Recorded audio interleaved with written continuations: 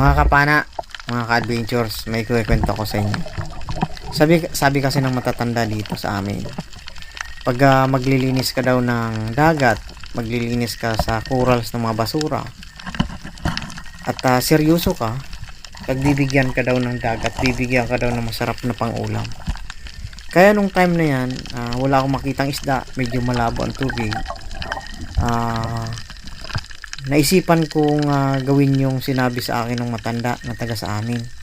Kaya yun, naglinis na lang ako.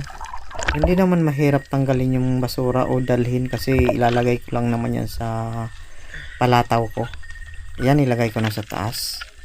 At yung maliliit na basura, hindi ko na kinuna ng video. Medyo yung malalaki lang kagaya nitong sako na talagang nakaka-apekto sa corals. At pagkatapos kong maglinis, ayun na nga, may nakita na akong papanain ko.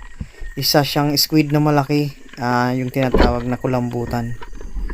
Ayan nga, talagang totoo nga talaga na pagbibigyan ka ng dagat ng masarap na pang-ulam. At hindi lang yan ang huli ko.